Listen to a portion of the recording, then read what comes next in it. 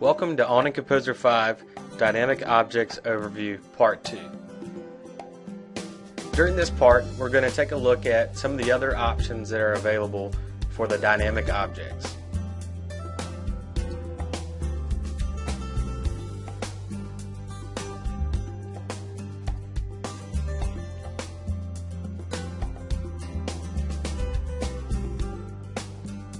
Starting back where we left off in Part 1, I've got my dynamic hipped awning here, and just to be able to show you this demonstration a little clearer, I'm going to change the fabric option real quick.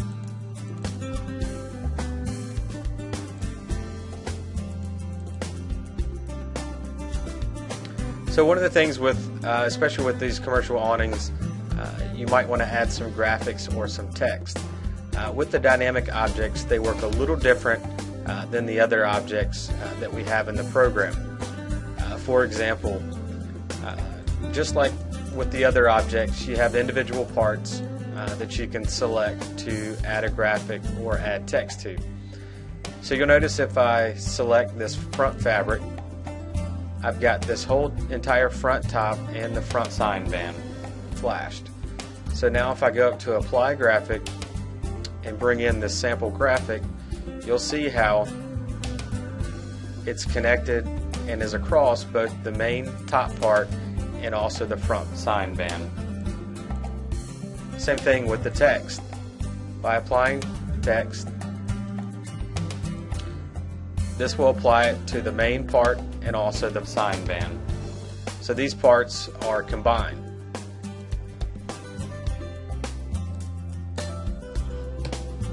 Now if you want to separate these, there's an option over here under the Options tab, and it's Separate Sign Band Fabric.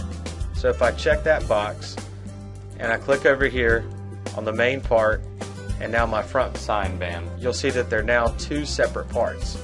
So what that means, if I select the main front and apply my graphic again, it's only applied to the main part. Now if I want to apply text, I select the front sign band and select Apply Text. Now it's only on the front sign band.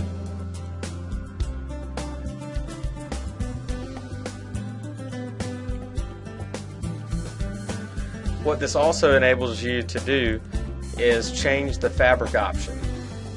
So if you want a different fabric color for the sign band than the main part, this allows you to separate that and choose a different color.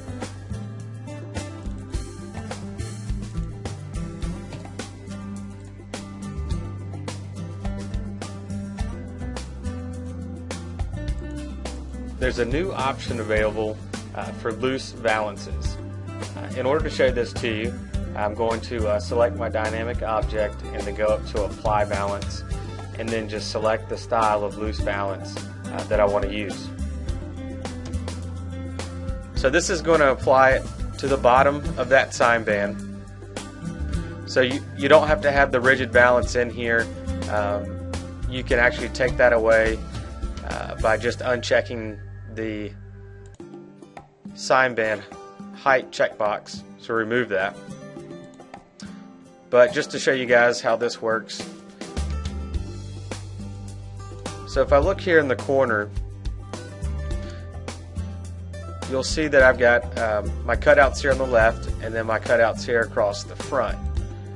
The way this works right now is if I select that loose valance, I look over here on my valance tab, and so if I select this left side specifically, it tells me I've got 8 cutouts.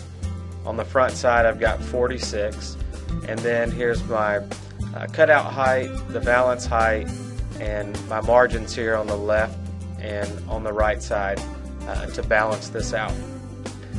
So one of the options for the dynamic objects is to wrap the valance. So all this means is that if I check this, now this valance, this loose valance, becomes one piece all the way across the front. So if I select my valance, you'll notice now in the parts list it's just one single valance. Now you'll see that I have a total number of cutouts, and I've got the same cutout height, same valance height, but my margins have changed. They've adjusted. So now that I have changed this to one continuous piece across the front, I can come up here to my number of cutouts and I can change that. So let's just say I want 58 cutouts instead of the 62. So now I've got this continuous piece that's even all the way across the front and all the way to the other side of the awning.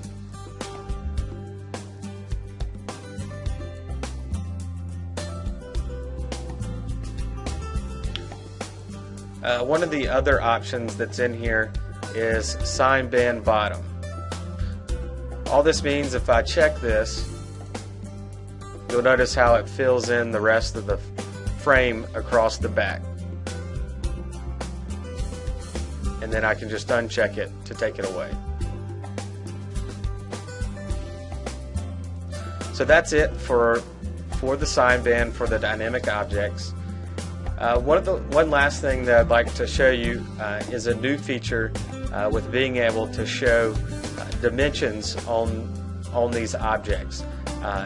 Now, the add dimensions will work for the new dynamic objects and will also work with the older objects that have been in the program, and these are your fixed frame or your pre-built 3D models. So the way this works for the dynamic objects is I'm going to uncheck the fabric so you can see the frame here. So with my object selected, I have a new option in the ribbon for add dimensions. Now what happens is it's split into two parts. This top part by default is just your basic dimensions. So if I just click that, you'll see how the dimensions automatically added to my frame.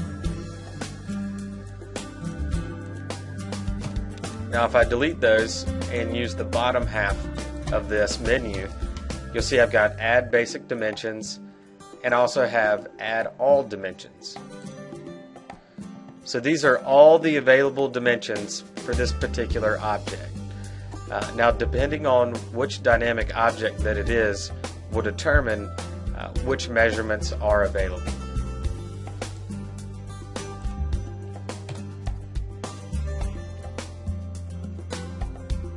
So one of the other options that you have is called add specific dimensions.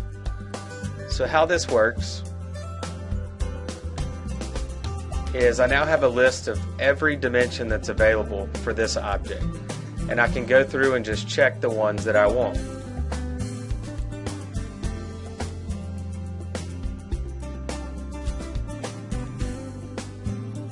Once I'm done, I just hit OK, and it's going to add these dimensions onto my object.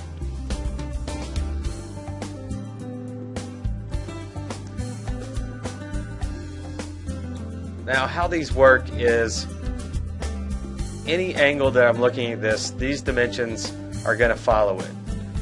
Now if there's a particular angle that I want to look at to show the customer or to create a presentation for someone, I may not want the dimensions over here on a particular side, whether it's the left, right, the top, or the bottom. So how you can change this is just click on the dimension that you want to change, and it'll turn red. And now I've got some different options over here. Here's a drop down where I can change this to the other side. So I just moved it to the back right. So this other one, I can change it to the back right, and then I can also move this one over to the bottom right. So now all my dimensions are nice and viewable here when looking at it from this angle. Now there's some other options here for the dimensions that I'm not going to go over in this video. There will be a specific video to go into more detail on how you can customize these dimensions. You'll also notice that there's an option for add custom dimension. This enables you to click between any 2 points and designate a dimension on these objects. And I'll go over this in more detail in the next video. Thanks for checking out part 2 of the Dynamic Objects overview. In the next video, we'll take a detailed look on how to use dimensions and also how to use orthographic views.